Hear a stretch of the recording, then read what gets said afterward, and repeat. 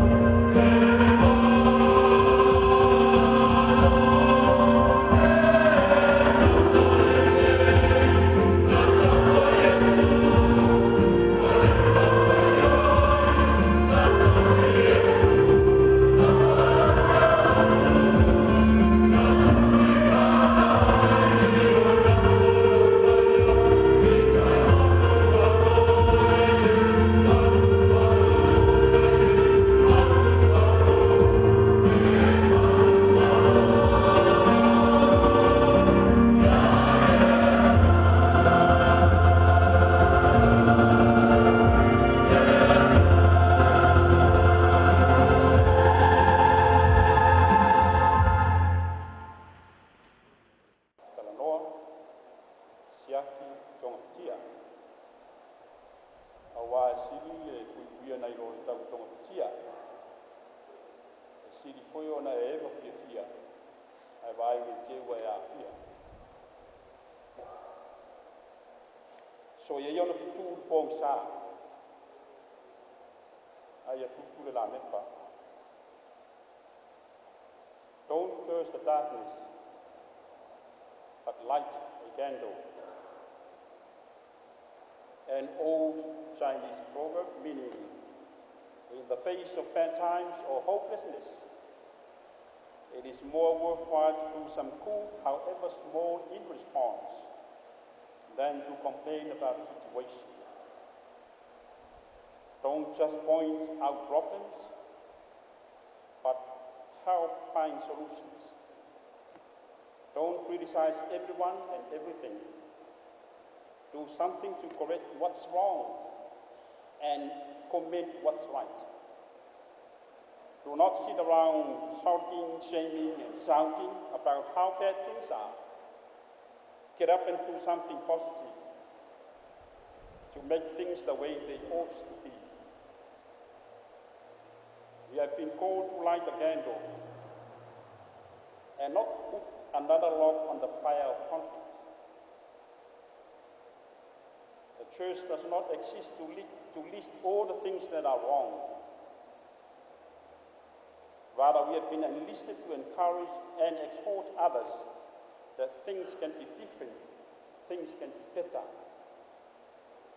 So let us be the people who give it all we've got to reconcile and repair, instead of walking away while things are still a wreck and people are filled with despair.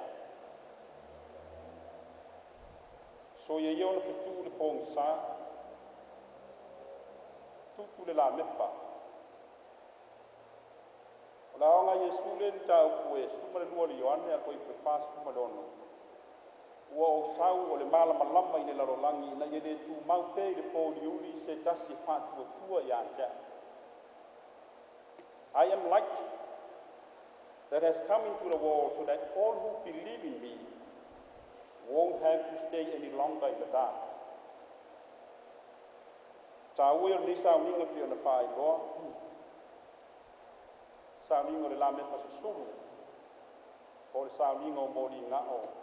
Candlelight service. O le fai longa o le malama ina ia lave ina i le ola ua tā aia mafifi. Pong sao le sala. O fina ngalo ai o le atua ina ia le mau pe whanu se ola. A waso se ola e sala mō mali liu wha maoni i le atua. O le ola le nai lave ina i le malama o ke viso. Mai Yesu ua o sau o le malama i le laulangi. Ina ia le tu mau pe le pōliuli ma le pōng sa se tasi whātua mai aja. O le napa lea o le whaamanatu le ni Sauniga o moringa. So ia ona fitu le pōng sa ai atutu le la mepa. So ia ona tātou tau whai. So ia ona tātou tusi lima. So ia ona mui ma whai tio. Wa te leilo e o tātou sanga whao popo le nao le venga i lo uso maftia. Apa tu yo li malofa. E la vea i ma whaola mai le wa whaina. Ma pua ngatia. A wawa mo mia lava e lo uso le mafana whana o lo walofa.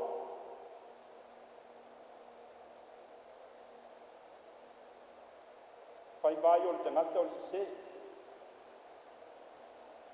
E mautino au o sese, wa sasi, wa lape, wa ela le taimi. Whale tonu. Nanga le tangata e ato toa sona, tātou e leo ni angeri. E io tātou vai. Peta i le wa tangi mai le sese, ta fia sa loto. Fia sa loto mai le ola, fasi utua. Ta fia mapu mai le tusi lima, ma le fitu. So ye yon fitu pong sa. Tutu le la mepa. Ma Yesu o sau le malama lama le larolangi na ele tu mau pe le po liuni ma le po sa se fatu tua mai anja ele tau o fiele me na faia le wi wale unga le tua ngata mai titi fa pe le ustai e fina wale o le ambo si tu lo le tua ma le ta koi Taitai ele fetu le tama la tau sa sau mai fatu senga le tama titi lo tama e o sala awone to ta ua o so watalia ta ua o la o ona fai mai tama awa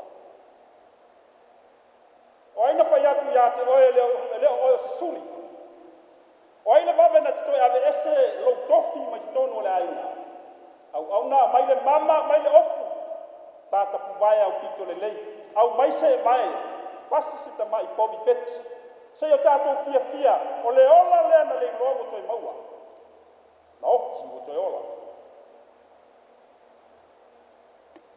talo fai tama ai wa lewa na fata tali mala na fausa o a fe tu ai la taimi la so se vai atu asau se tu le fausa se suni ai le loto le tamatiti leu si usta ma le loto wa mafatia wa foi mai ma le salamo wa se a ese na le bela tu fa ta tu fai tau te tana dale tau va mai le rio a inga ma le fitu la le tau va mai le matua la sai ma le fai tio ma le mui ma le tomo lo tamai ese se e fa pe feo na fai o le name ma ia so tele na tama futa pele solia sa pula fono mo spolo ai ana fe na fa pe mai ai o le man peti le na to te fia ai ma wo alo watali le fa mau au mea fa tasi ma fine tantane alo fai le fia tai tate ma futa pe moi ele o au me uma ea o au ia so se me te mana o ai te tala fai to ele te tau eno tato fia ma oli o lo uso na le lo u toi maua o lo uso na oti o toi ola o le ata a toa lea o le alofa o le atua ele fina ngalo e fano pe mau sola wa o le malama le nao ke riso e susulu atu ina ia lave ina ai le ola peise i a ngoto le pou sa ma le pou yuli o le angsala sa kai o le isi ola na fitu o i utaia ka mai utaia wa ai i Yesu wa ai i a Yesu o lale o le a alu e mafuta ma tali sua ma le tangata angsala ma Yesu o mai le whaotanga i la ai leile so ina wa ave o ia matali o le whaatua tua a wa saule atali o le tangata e sa ili ma whaola i lena leiloa e leo le fina ngalo Yesu e whasotia al fina ngalo ai o le tua awa nei whano awa nei mau se ola o le malama o ke viso e susulu atu e lawe ina i le ola pese i a ngoto una le pou sa ma le pou yuli o le ansala ia o le winga leo i utaia o le malama i utaia o le malama i fasioti i le latu tu la fono le ango la tu le tu la fono ma tali tu nunga a se fasala e tai o le malama o ke viso o le malama whaola a wā le tūlafono ke viso le tūlafono o le alofa e pai atu le loto wa mawhitia e apa atu na ia lawe ina le ola o le malama e surungi ai loto a tau au e mau atu ma ngoto una i le pou sa ma le pou yuli o le angsala ma fetu ufo i Simona le farisaio le fafine lena ia uvai o Yesu le unato tautele Asi mona le na ia wala ia Yesu la tali sua ilo fale. Lai faile ngā fine ya Yesu. O lana tangi le ilo na ola fia sa loto. O lana mapuea le na ilo na tinga. Ua fia ola, fia malolo na ila ansala. Mai upo li tustala o luka. Whaasisina i fōna loi mata. So loilo na lau. Ua songi i bae o le li. Ua iau fo i bae o Yesu. Leu manong. O leu tangata o leu nato tautele. Ai sa ima mui e le farisai. Simona. Au e pe o se pelo feta ea. Pe ona malama ea. O le fafine lea o le fafine ansala. Ma Yesu, Simona. O au ngā luenga i tau na whai lea ngā o lau mālona i palau. Le ua whai fine, ai sea ua le whai au. Mai au te whai atu ia te oi o anga sala e tele le nā fine. Ua wha mangalo ina a ua tele lo nā alofa mai ata. O le alofa aio i utaia, o le tali tununga aio le au foresai o Taitai o le lotu. Fasioti, e ala i la latu tu la fonu. Wha umatia. O le malamalama o Keriso, o le malamalama o le ola. A ua o le tu la fono lea Yesu o le alofa. O le alofa e wha ola. Pala vea i se ola a ngoto una.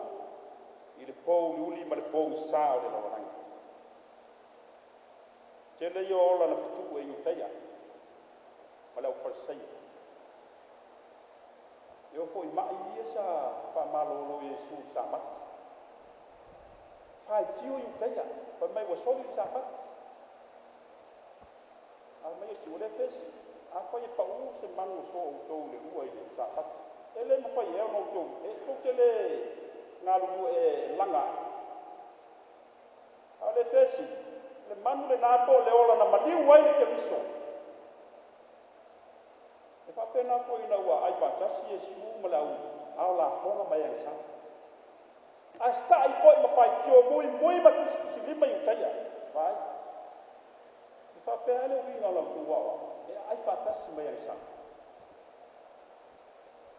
Ma Yesu o te le isau e wala au e a i tonu. Au e angsala i ngisa po. O le whaiva o le tangata o le sise.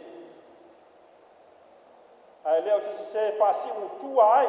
E leo ni wha le tau me tusi lima ai. Ma whetu ai whae teo mui ai. O sise o le soi wha tonu ai tai au.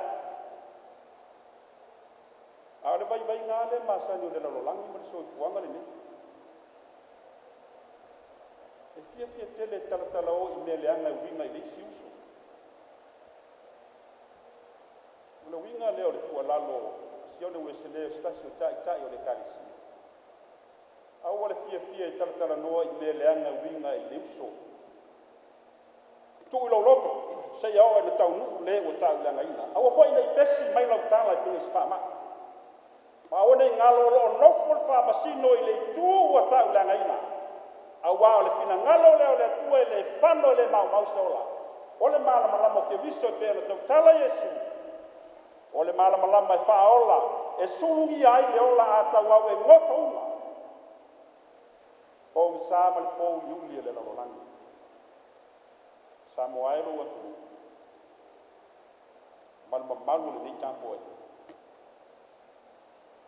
Se ala au na pou ia whawhita au i o na ui mau ese ma le tua. Mau ese ma le tua. So stasi fia i le. So stasi tō anga le loto. Ai tatu. A fia fo i masani whale ai. E whetu wha i ma wha soa le ta māma tina. E mau ai se whautuanga le lei mai tai mo lona au a inga. O le olanga lea sa tatu wola ai. E asala oe ma le atua. So stasi le fia i le li e le mafuta i le atua e le tō anga i le lotu. E whaapuna whanau whawhita au. Ma pua ngā. Amu ia te Samoa, amu ia stasi, amu ia sta maasi tina, amu ia stukulanga e fia i le li. E tō anga i le atua, e mafuta i le atua. E fio tafi e se whaamanuianga, e whipi iti atu ni ate o. tele isi mawhawhita au lewa yo ele sawa. Meo sawa nga matanga. O meo fuala au fasai. Wa mautino a wa ia meo mafutanga aitu ai ngatutusa same-sex marriage. Wa mautino foi ia alfata tani sex trade. Tono ele le atu. O le tualalo o le tala lele ia matua tafi e se ia winga fa so toma. O winga fa pau o le ifo tipua ele o fina ngalo leo le. Fa pa ia lo wola. Fa mama oe mo le tua. O lana apostolo ia o tau tuina atu o tau tino i le tua. Taulanga ola pa ia malemani. I le malenei. Ia o tau vivi atu i le tua ia o tau tino. Awa mea le tua ia. So ia ia no fitu le pong sa. Tutu lau la mepa ele ngata i le pole le. Awaso uma. A patu lo ni mai mo mia lama le uso mafatia. Le mafana fana o lo rofa. Se sulu atu lo malama lama ma mea rofa le tua wa ia te oi. E malama ngia malame i nai le uso atau au e ngoto. Ma fanno le pong sa ma le pong yuli e fa pau. O le toi upule ni.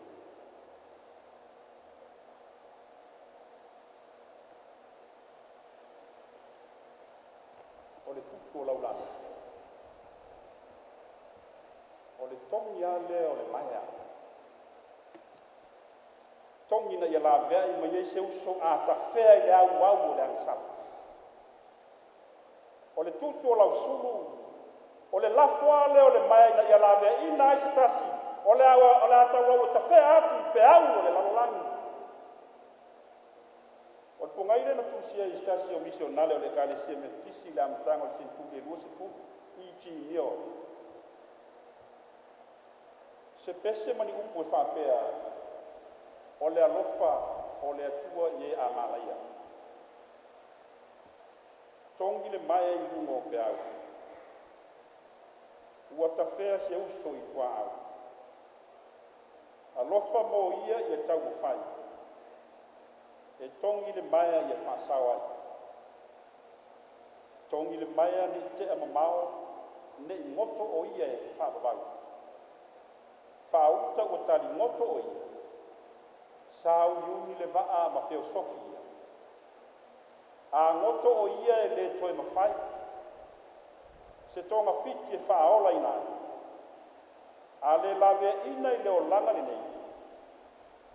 E le toi maua o sona le lei. Tongi le maia, lafo le maia. Nei mamao o ia le au ma le pe au le pong sa, ma whawhita au i o le o langa. Tongi le maia, lafo le maia e lawe ai ma whaola ina. Se uso wa mo mia lau soasani ma le mafana whana o rofa. Ua se lau uasu o le lua le pese o le Ekalesia Metotisi. Tātou te whai wale le sangu.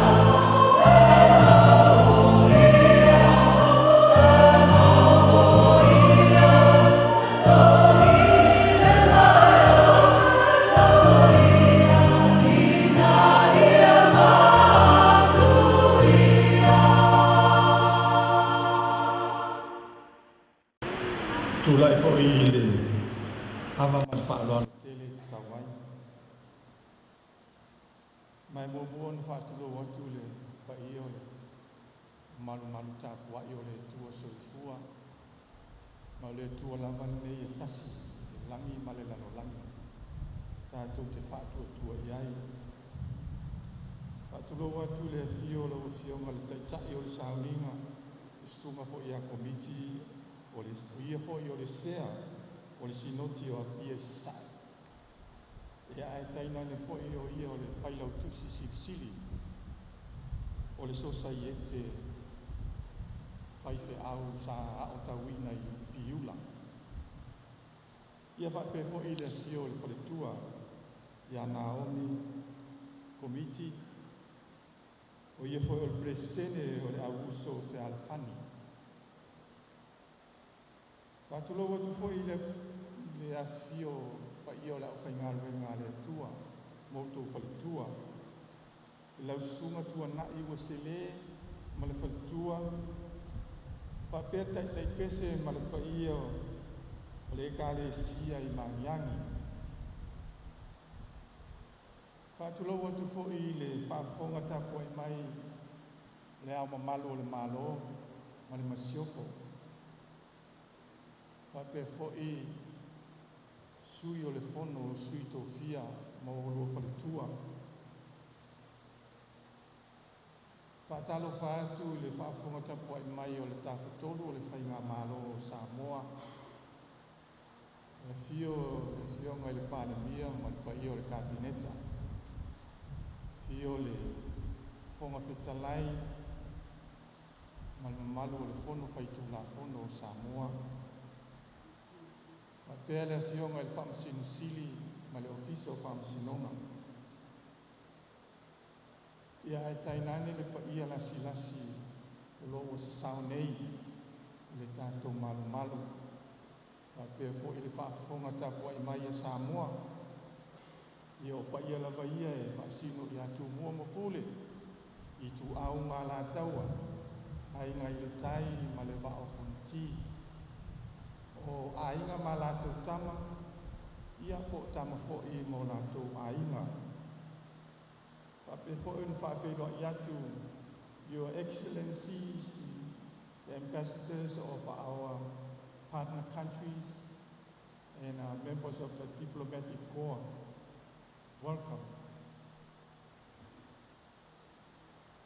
O umana o whamaruru i ngai ampasa ia o le ale ise whaperitani o tautala. Ia i ai na alfa Samoa se umana whaiatu le ia i whakatalanga. Ai mua ona o whamaruru atu le pai o le Sauniga. Ona pēna tau sila i le polo kalame. I o le awhionga le minsta i atu i tama. Tokta le au tala le leia tu i tama. O i sāungoa i le awhiawhi ni nei. O sa wali mai ai. Le launga whionga le minsta. This is a global problem. Your functions as ambassadors and members of the diplomatic corps from various countries, age become your responsibility as well. So you are well versed with the problems of HIV/AIDS. And I don't think I need to deliver a speech in English to explain to you what's happening. But allow me to deliver this speech in Samoa, also on your behalf, for the people of Samoa.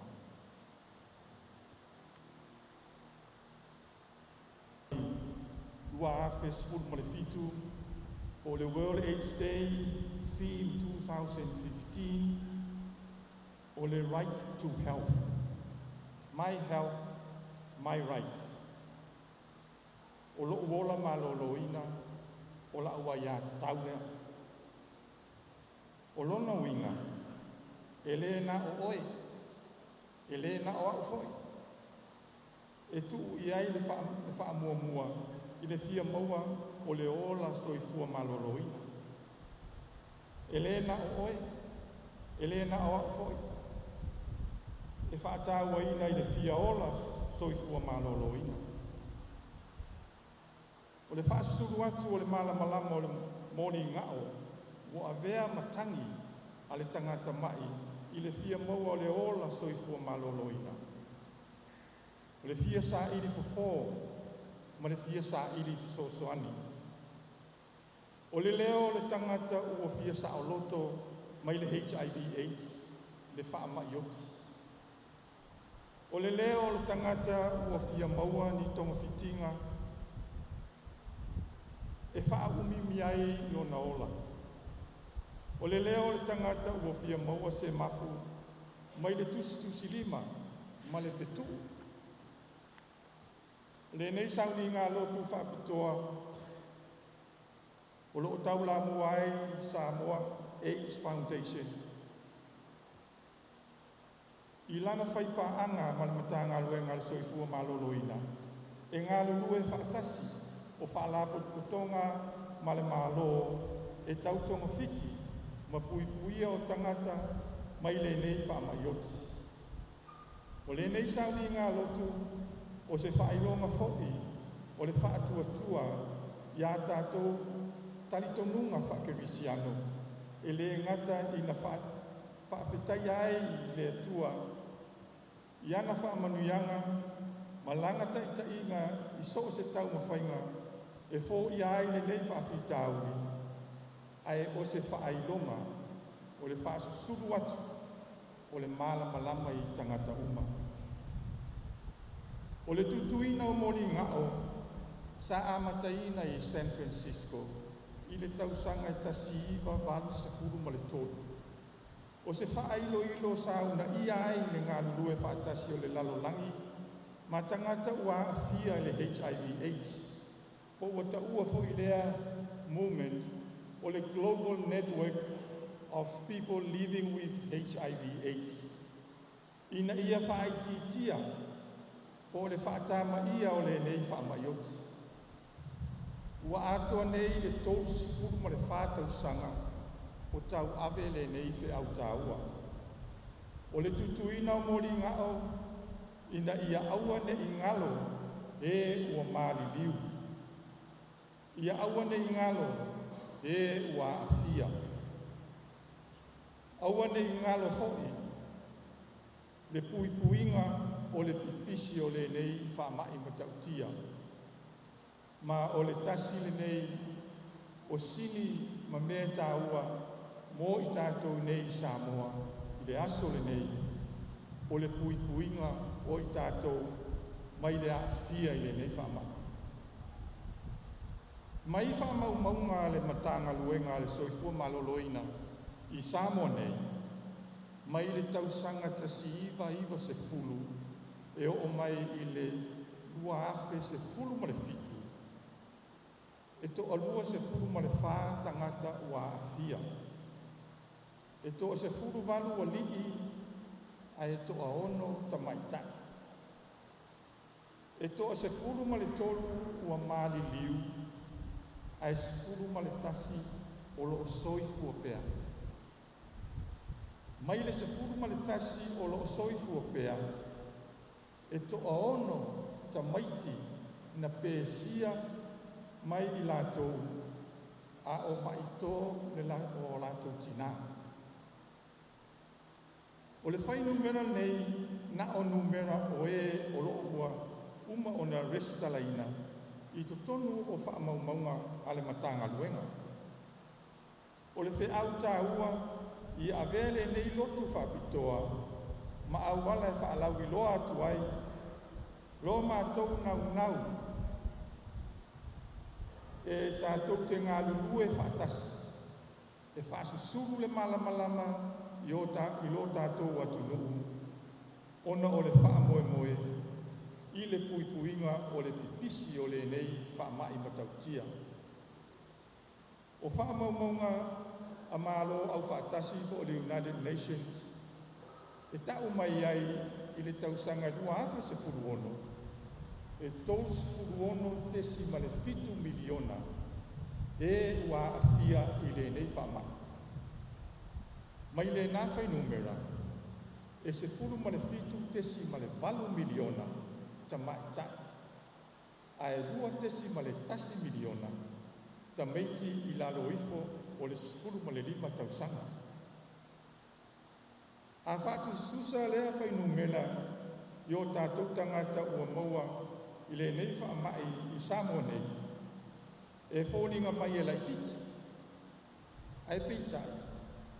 O le nau ta inga o le Samoa AIDS Foundation ma isi whaalapo potonga lātou te whaipaanga e pei o le Samoa Red Cross, o le Samoa Family Health Association, Samoa Whaafafine Association, whaapele matanga luenga soifua maloloina. I avea le lui tau ia I tātou. Ia tātou ngā lulue whaatasi I tūlanga e pui ai le pisi o siama o le HIV. E le ngata I lea a o le wha kutu, wha tukutuku la ia whoki o tangata a fia I isi wha mai o whiusua inga. O se tasi lea o lenga I Taumafai a si o tātou atunu. Ono o lea manoa hoi lea. E ono pisi ai le siama o le HIV. E te talo atu ai ma le whaalo alu tele. Lo tātou ngā lulue whaatasi mo polo kalame whaalau iloa I nuu mawhio anga. Ai mese o le ngā luenga whaatala le lei I Samoa. Au ole tusi lima. Ma ino I le uso o se tua whawhine. A o se whanau ua awhia I le nei mai. O le teimi lea e whaato atoa ai le ngā luenga whasosoani ma le ngā luenga la veai. I le teimi e tangi mai ai le tangata ua ti ngā ina. Se ia o lava I le toe mānava muri. E ao fo I ona tātou whaia mea uma I le alofa. Au a o le alofa, o le whaavae lea, o a tātou ngā luenga uma. E alai I soo se au nanga. Tau tua, matawhai oi o loo whiangai mai tātou uma. O le Samoa AIDS Foundation, o loo tuina atu I ai le fisosoani tau tupe e le malo o Samoa. I lalo o tala whaatau o tupe I tau sanga uma, mo le una ia o polo kalame whaapui puinga o le HIV AIDS. E whaafitai ai foi, I le whaafiso o tainga, ma le tāpenanga o le nei Sauniga lotu. Ua mawhai ai, o na tai mua le tala le lei, I le whaalau iloina o le aso whaapitoa, o le HIV AIDS I Samoa.